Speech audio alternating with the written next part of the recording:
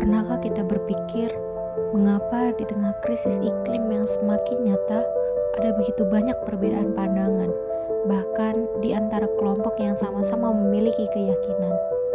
Fenomena ini bukan sekedar beda pendapat biasa. Ini adalah cerminan dari pergulatan filosofis yang mendalam, terutama jika kita melihat dari kacamata filsafat ilmu. Bayangkan dua kelompok organisasi keagamaan. Kelompok yang pertama, mereka cenderung mengabaikan bukti ilmiah tentang perubahan iklim. Bagi mereka, fokus utama adalah misi spiritual dari ajaran inti agama. Mereka percaya perhatian pada isu lingkungan bisa mengalihkan fokus dari yang esensial. Pesan-pesan mereka selalu tentang iman dan harapan, seolah-olah masalah di bumi ini akan selesai dengan sendirinya, atau memang bukan ranah mereka. Jika kita telusuri dari sisi epistemologi atau bagaimana kita memperoleh kebenaran, bagi kelompok ini kebenaran mutlak bersumber dari teks suci, doktrin, dan pengalaman spiritual. Sains dengan segala datanya seringkali dianggap sekunder, bahkan tidak relevan jika bertentangan dengan keyakinan mereka. Mereka lebih fokus pada interpretasi teks daripada data empiris. Lalu bagaimana dengan ontologinya atau hakikat masalah ini bagi mereka? Masalah lingkungan jika dianggap masalah seringkali dipandang sebagai bagian dari takdir ilahi, cobaan atau sesuatu yang akan diselesaikan di akhir zaman. Fokus mereka bukan pada bumi yang rusak, melainkan pada keselamatan jiwa dan persiapan akhirat. Ancaman nyata terhadap planet ini di dalam pandangan mereka mungkin tidak sepenting ancaman terhadap iman.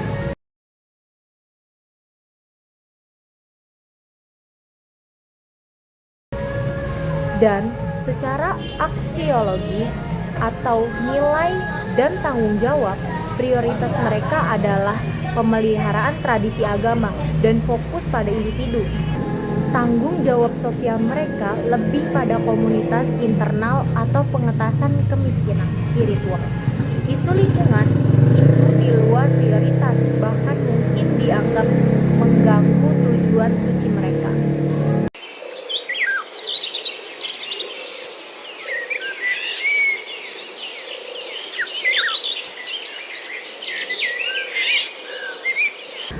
Namun, di sisi lain, ada organisasi keagamaan yang sangat aktif terlibat dalam kampanye lingkungan.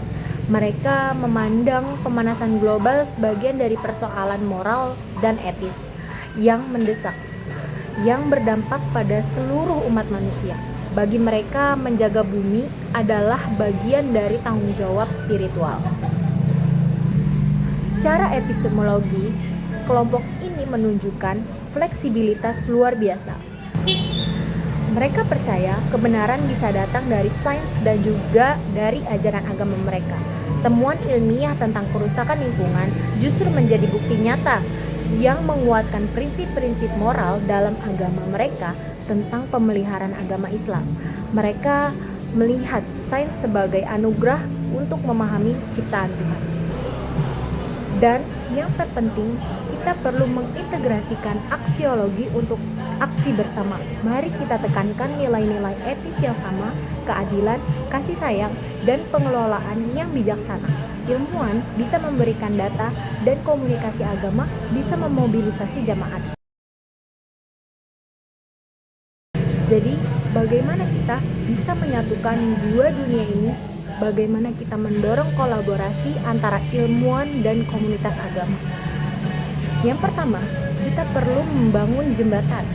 Epistemologi, artinya ilmuwan perlu sadar, sains tidak menjawab semua pertanyaan tentang spiritual, dan agama perlu mengakui peran sains dalam memahami dunia fisik. Kita bisa mencari titik temu konseptual seperti konsep pemeliharaan dalam agama yang selaras dengan keberlanjutan sains. Bayangkan program penanaman pohon bersama, kampanye energi bersih di rumah ibadah, atau advokasi kebijaksanaan iklim yang adil, semua bisa dilakukan atas dasar nilai bersama. Dari sisi aksiologi, kelompok ini punya nilai-nilai yang inklusif, memelihara lingkungan, dan bagian tak terpisahkan dari etika agama mereka. Mereka menyoroti nilai keadilan, kasih sayang, dan pengelolaan yang bijaksana. Tanggung jawab sosial mereka meluas, tidak hanya pada sesama manusia, tapi juga pada seluruh ciptaan. Mereka merasa tanggung jawab sosial moral untuk bertindak. Yang kedua, kita dapat menyelaraskan pandangan ontologis. Mari kita soroti tanggung jawab bersama kita atas bumi ini.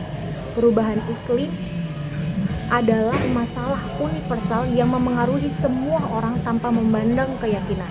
Ini bukan lagi soal milik siapa, tapi bagaimana kita melindungi rumah kita bersama. Dengan memahami akar filosofis perbedaan ini, kita bisa menemukan jalan untuk berkolaborasi. Karena pada akhirnya, melindungi planet ini bukan hanya tugas dari kelompok, melainkan tanggung jawab moral kita bersama sebagai penghuni bumi yang sama. Demikian jawaban dari kasus ini. Saya Nisa Aulia Rahma dari Program Studi Pendidikan Agama Islam kelas C Fakultas Ilmu Sosial Universitas Negeri Jakarta. Diharapkan dengan penyelesaian tugas video ini dapat menyelesaikan tugas akhir saya dari mata kuliah Filsafat Ilmu dengan dosen pengampu Pak Ridwan. Sekian, terima kasih. Kurang lebihnya mohon maaf.